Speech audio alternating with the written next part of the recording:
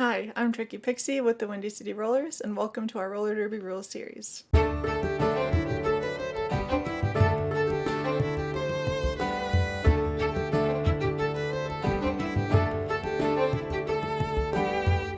Derby Rules Class 1, Game Parameters and Safety. A few notes about this series as a whole. It's of course not the official source of the rules. You can find that at rules.wftda.com. This series is supplementary to the rulebook, and we use video and audio explanations to further people's understanding of the rules. Throughout Class 1, we're going to start by taking a look at the rulebook. What sections are there? What things does it cover? To give a framework for us moving forward. We will then cover the entirety of Section 1, Game Parameters and Safety, probably the easiest section to get through overall. I also lumped in Section 2.1, the track, because I think it fits the theme of the parameters of the game. We will also look at the sanctioning policy, two specific parts of it, the track boundary and uniforms, give further clarity to some of the things that are mentioned in the rulebook. So the sanctioning policy does only apply to sanctioned bouts, which are bouts that count towards teams' ranking points, but they're often followed and good to know, especially if you're making your own jersey, writing on your numbers. You want to make sure that's up to standards for sanctioned play. The rulebook does begin with a game summary. We will not be going over that today. If you are not familiar with the basic rules of roller derby, you can check out our first video, Introduction to Roller Derby Rules and Gameplay, as that gives a much more in-depth game summary than in the rulebook, and that'll sort of set the stage as well for the series moving forward. The rules are created by the Women's Flat Track Derby Association, which was one of the governing bodies started in the early 2000s to kickstart the modern revival of roller derby, but the men's and juniors roller derby associations also use the same rule set. For juniors, there are some modified contact rules for safety for some skaters. And as a quick aside, although it's called men's roller derby, it is open to all genders. Juniors roller derby is also all gender. And women's roller derby is open to women, trans people, intersex people, and gender expansive skaters. So now let's take a look at the rule book to see what we're working with here. So at the top you can read about rules and officiating updates. So you can see the changes that have been made over the years to keep up to date with the rules in their current form. And the rulebook is structured with 5 sections. So Section 1, which we'll be covering today, is Game Parameters and Safety. Section 2 is on Gameplay. Section 3 is on Scoring. Section 4 is on Penalties. And Section 5 is on Officiating. There is then the Appendix, which gives the track design, and the glossary, which will define a lot of derby-specific terms that may be used throughout the rulebook. There is then the Casebook, which will go section by section following the rulebook, giving different examples and showing how the rules are actually applied.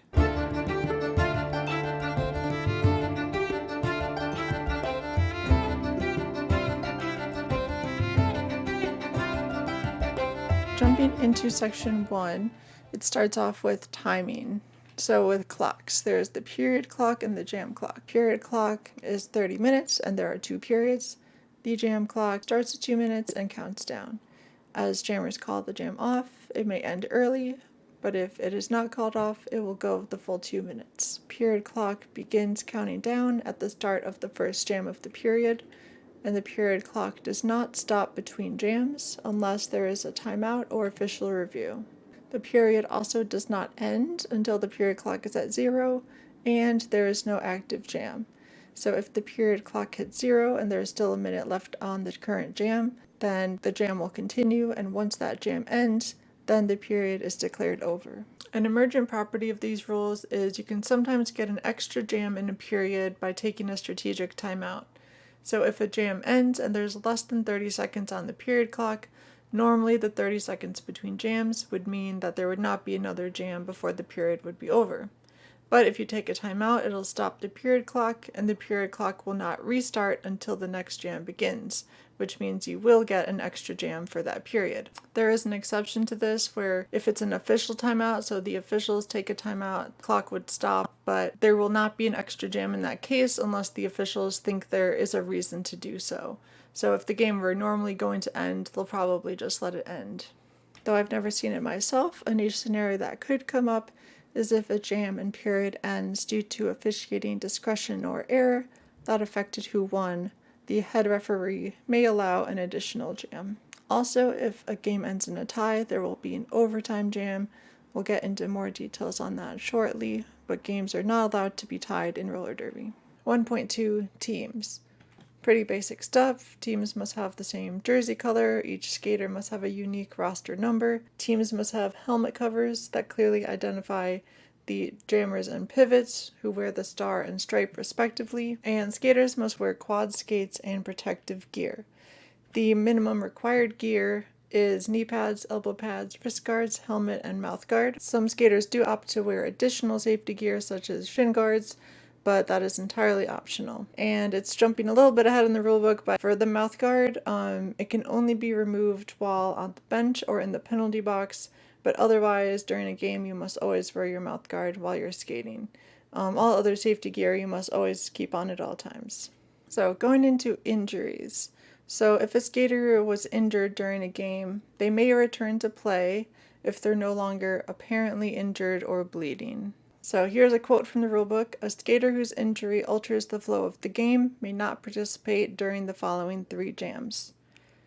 And what was left out of that sentence was the examples they had in parentheses, which are altering the flow of the game is if a jam is called off, if the clock stops, or if there is a penalty box substitution. So often if there is an injury and a skater is down on the track, the jam will be called off for safety. It's similar to being called off. If the officials call a timeout, the clock will stop, so that also counts as altering the flow of the game.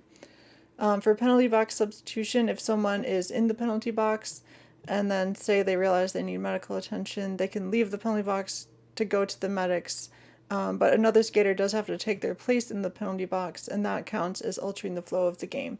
And if that happens again, then you must sit out the rest of the period. So a niche scenario separate from injury in this section of the rules is if a team is not fielding skaters or if they have 5 or fewer skaters, then the head ref can declare that team forfeit. So I'd like to go over a couple more things about injuries. So if someone falls down on the track, whether they're hit or they trip, and they're not getting up after 3, 4, 5 seconds, then the officials will call the jam off due to injury. If someone goes down and they're very obviously injured, it might be called off much sooner than that. And similarly, if someone is actively bleeding, they will probably call the jam off immediately. If there's any blood on, your clothing or on the track, they will call the jam off. But they don't always call the jam off if there's an injury. So if someone is injured and they step off the track, or if you're bleeding and you step off the track, and there's no risk to anyone else skating, then the jam may continue. The priority is always safety. Now I'd like to jump over to the WFTDA sanctioning policy, as it gives some important information about jerseys and the track. So here's the WFTDA sanctioning policy. And we might dive deeper into this in a future video, but for now I just want to go to the uniform requirement section. So the rulebook mentions some things about uniforms, and this gives further details. So in a sanctioned game, teams must wear uniforms with one clearly dominant identifiable color, and that must be contrasted with the color of the opponent. The number on your uniform must also contrast with the uniform's color. Teams must also have pivot and jammer helmet covers, which are the same colors as their jerseys, and there are some size requirements for those. But going to the numbers and uniform requirements for individual skaters, each skater has a roster number. So when you submit the list of skaters of who's playing in the game, each skater has their own number. All the numbers of people on your team must be different, and all the numbers must only have numerals, not letters or punctuation, and it can be a maximum of 4 numerals. So between 0 to 9, any of those in any order can be your roster number. In regard to your uniform, the number on your uniform must of course match the submitted roster number, and the minimum height for jersey numbers is 6 inches, and all of the characters in that number must be the same size. And while your roster number cannot have letters or punctuation, You can include letters and punctuation within your uniform number. However, they must be no larger than 2 inches tall. So it does give some good visuals here. So on the left, you can see these are acceptable examples. All of the numbers, there is between 1 and 4 numerals. They are all 6 inches tall. They are the same size. And here you can see there are letters, but they are no more than 2 inches tall. Whereas on this side, there's letters in the number. These are not the same size. And again, there are letters in the number here. Additionally, each skater must have their roster number on their sleeve or arm. So you could opt to write it by Sharpie. Some people have it printed on their jerseys, or they might wear armbands with their number on it. But the minimum height for the numbers on your arm or sleeve is 2 inches, and the maximum height is 4 inches. So there's 2 terms I'd like to go over from the glossary. First is the captain. This is the skater wearing a visible letter C who acts on the team's behalf. The captain will go to the meeting with the officials before the game. They're the ones allowed to take timeouts, and they may also end up serving penalties for their team if, say, there's a delay of game penalty assessed. If you do not have a captain, then you must determine a new one. So you are required to declare a captain to the officials before the game, but if your captain, say, fouls out, then you may declare a new captain so they can act in that role. Similarly, the designated alternate is a teammate, coach, or manager who wears the letter A and can also act on the team's behalf. So this person doesn't need to be a skater, but is usually a bench staff person. They can call timeouts, communicate with officials, and all of that. And teams can only have one captain and alternate at a time. 1.3, timeouts. There are 3 types of timeouts: team timeouts, official reviews, and official timeouts. So this chart breaks down the differences between them. So starting at the bottom left, all types of timeouts stop the period clock, and for all timeouts, the next jam will start no more than 30 seconds after the timeout. For team timeouts and official reviews, they can only be called between jams, and they can only be called by a captain or alternate who is not currently in the penalty box. For team timeouts, this is when teams request a 60-second break from gameplay, and each team gets 3 team timeouts per game. For official reviews, this is when teams review an official call or no call. There is not a restriction on what you can review, but there is a restriction on when it must have happened. So you must request to review something that happened within the last jam or the last lineup before that jam. Otherwise, you'll be told there's nothing they can do and you will not retain your review. You can request a corrective action with your review. So to give a couple examples, you can say, "This skater was penalized. I don't believe they should have been. I would like you to remove that penalty." If the officials agree, then if that skater is still serving their penalty, they'll be removed from the penalty box. And if they already served their penalty, it'll be erased from their record. So the total number of penalties will be lower, so they're further away from fouling out. Other things you might challenge are how many points a jammer got in a jam, or whether something's a penalty versus an expulsion. Each team will get 1 official review per period, and if that review is successful, the review is retained, or in other words, you get a second one for that period. It's a max 2 per period. If the first one's successful, you can never get a third one per period, and any unused ones are gone at halftime. If you don't want to use your official review as a review, you can opt instead to use it as a team timeout. So you could say, "I'm calling an official review and using it as a team timeout." And this is because teams often want to save their timeouts, and if they're not going to use their review anyway, they might as well use it because at halftime it'll be gone. The third type of timeout is official timeouts. They're called by officials, they're called at any time, and they're called as much as needed. They are to, quote, "ensure that the game is running smoothly and correctly." So for example, if there is a technical issue with the scoreboard, if there's any safety hazard, if the officials need to discuss whether something was a penalty or expulsion, if there is some confusion about what the score should be, or anything that needs to be clarified or done before the game can keep going, then they'll call a timeout, make sure everything's good, and then keep it going. And now taking a closer look at official reviews. So when a team calls an official review, the captains and alternates from both teams will meet with the officials in the middle, if they're available. If one of them is in the penalty box, then they must stay there. They will describe the challenge to the call or no call in the last jam or lineup. The officials will then discuss, and then the head referee will make a final determination and explain their answer to the team's representatives. Final determination cannot be reviewed, so the other team cannot challenge the head ref there. And if an officiating error was deemed to have been made, the review is retained.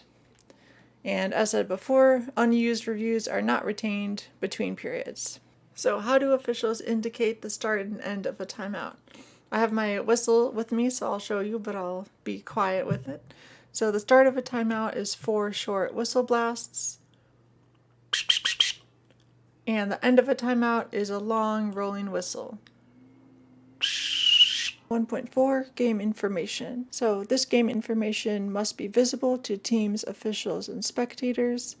The period clock, the jam clock, and the official score. If there are any errors to this information, they should be corrected quickly, and if they've been there for a long time, unchanged, they should only be corrected if it would have minimal impact on the game. So here are 2 score graphics that you might see if you're watching roller derby through video format. So you have the 2 teams here, the names of the current jammers, and this star indicates which jammer is lead, if anyone. These are the current scores, and the smaller number down here is how many points have been awarded in the most recent jam or the current jam if it's still ongoing. This is the period clock. We are in period 1, and this is jam 1 of period 1. And this here is the jam clock, so it's currently counting down from 2 minutes. These 3 bars here indicate the number of timeouts, so both teams still have their 3 timeouts. And then this dot here is for official reviews, so neither team has yet used their official review for the period. And then lastly, this stripe here indicates the color of the team. So in this game, Windy City was in black and Bear City in white. Similarly here, the team names, the star indicating who is lead, the score, the points awarded in the most recent jam, and then the timeouts and review, as well as the current jammers. Now, 1.5, winning. This is the last subsection of section 1, so we're getting close. The team with the most points at the end wins, and as we said, if it's a tie, there'll be an overtime jam. An overtime jam is different from all other jams because there is no lead, and both jammers begin scoring on the initial pass. So that also means that the jam will be the full 2 minutes long because there is no lead to call it off earlier. If it's still a tie, then there'll be more overtime jams until one team is declared the winner. And going into section 2, I wanted to cover this since I think it fits with the theme of the parameters of the game. So the track itself must conform to the WFTDA track specifications. It must be clean, flat, and suitable for skating. The track boundary must have high contrast to the floor and must be equal width all around the track.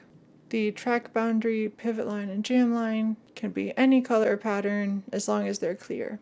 And an area must be marked for the team benches and the penalty box also have high contrast. And only skaters serving a penalty may enter the penalty box, and the penalty box boundary counts as part of the penalty box. So the penalty box itself will have a rectangle of tape around it.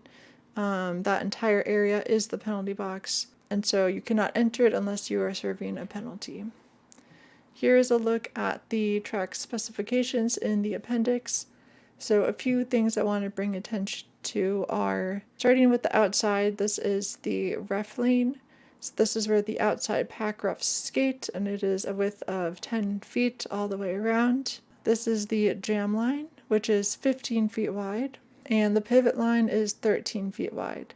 So the track does vary in width as you go around. Lastly, these tick marks all around the track are indicative of 10-foot distances. So that will become very relevant for once we get to pack definition and contact. But for now, just note that each one is 10 feet from the next one. So going back to the sanctioning policy, I like to take a look at the track boundary requirements. So the track boundary line width must be between 1.5 and 3 inches. That's usually a piece of tape marking the track. But then there is a track boundary which is raised, and that is between 1/4 and a half of an inch.